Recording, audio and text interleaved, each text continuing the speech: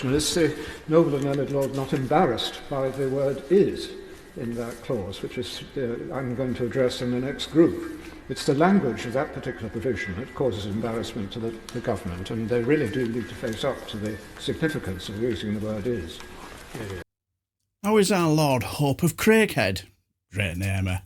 Is he right? Well, you'll have to find out later on. But this was during day one of the committee stage of the Safety of Rwanda Asylum Immigration Bill, where our Tory Lord Stewart of Durlington was going through the motions of giving this bill a chance and not trying to wreck it, please. Well, Baroness Jones of Malscombe had other ideas. Lords, I'm grateful to all noble lords who've contributed to this debate, in particular to Lord Jermyn for opening, and I acknowledge the spirit across the House of approaching this matter as a matter of looking to see what can be amended and not setting out to wreck the bill, as indeed Baroness Chakrabarty said in opening in Group 1. Let me intervene for a moment. I would like to wreck the bill, just so you know. That's it, Baroness Jones. Take no prisoners. But anyway, while Lord Stewart was basically saying that Rwanda is a wonderful place for all refugees, and they're basically working ever so hard to make sure that they will live their lives to the full. Rwanda has a long history of supporting and integrating asylum seekers and refugees in the region. It's also been recognised internationally for its general safety and stability, strong government, low corruption, and gender equality. Like as I said, as he was saying, nothing to see here, and please give this bill the go-ahead so our Leaky Sue could have her wet dream.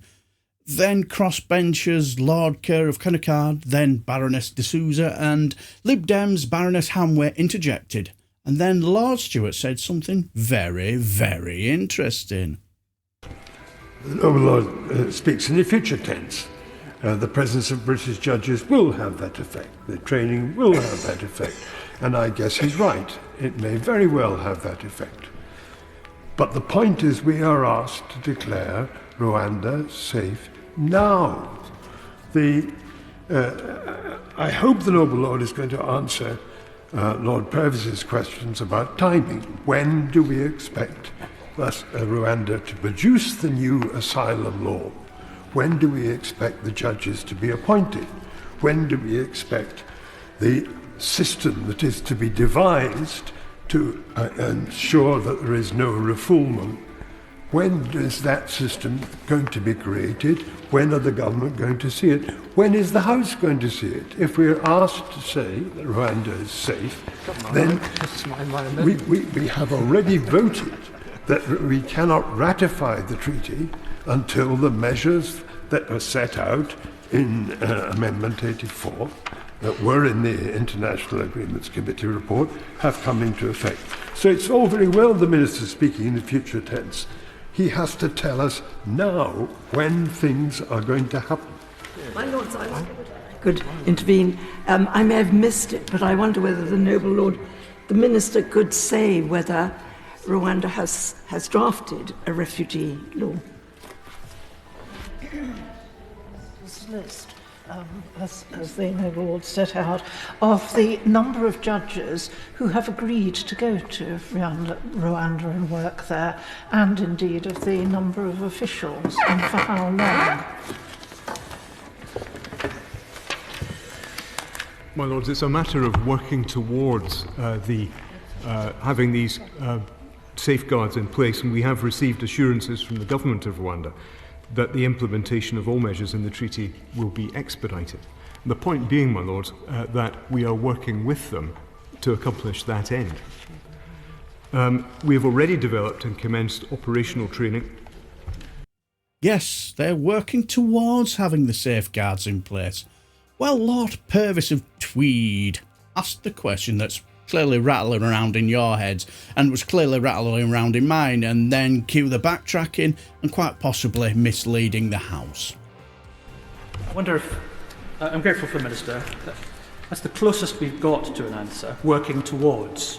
So can we just pursue that just a wee bit more? If Rwandan government is working towards putting safeguards in place, that means that they are not currently in place. Is that correct? Well, it must do, my lords. And in just before the noble lord sits down, so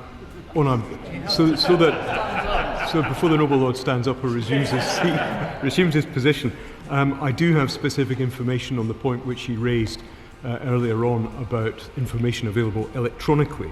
I'm told that the page to which the noble lord on the Gov UK site was referring was in fact withdrawn on the 11th September 2023, and that it has been superseded by one which is dated the 11th of January 2024 this year. Well, I'm grateful. I clicked on it half an hour ago, so the box, maybe they can do some clicking in the box, because it doesn't, because the information he just provided to is false. So he does need to correct the record, but he can do it in writing to me if he so wishes. I think a discussion on this point would be taking up too much of the committee's time. So the question is, as the Minister had confirmed to me, that by definition the safeguards are not in place that would make Rwanda safe, because the Rwandan government is working towards having them in place. Then why has he asked us to determine that Rwanda is currently safe when the Minister has said it is not currently safe?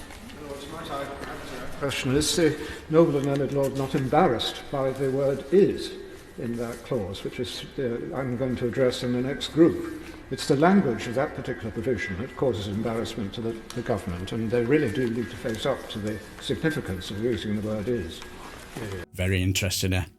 And for all this nonsense, this government have been saying that Rwanda is safe and voting against this bill is going to go against the will of the people nonsense, when in actual fact they're apparently working towards having the safeguards in place and have been given reassurances from the Rwandan government. And let's be honest here, reassurances are not really worth the paper they're written on, are they? Absolutely unbelievable. Asking lords to vote on the safety of a country when they've been given no evidence from the government to prove that it is. Should our hapless Lord Stewart and also our insidious government be embarrassed by all this? Now, I know I would be, but what do you guys think? Let me know down below.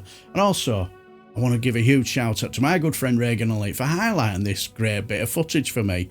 So go over there and subscribe to his channel if you already haven't, because he makes some really good content. So go give him some love, and I've left a link in the description box for you below. So go over and subscribe if you haven't. And it just leaves me to say, I shall leave the video here and take care, my friends.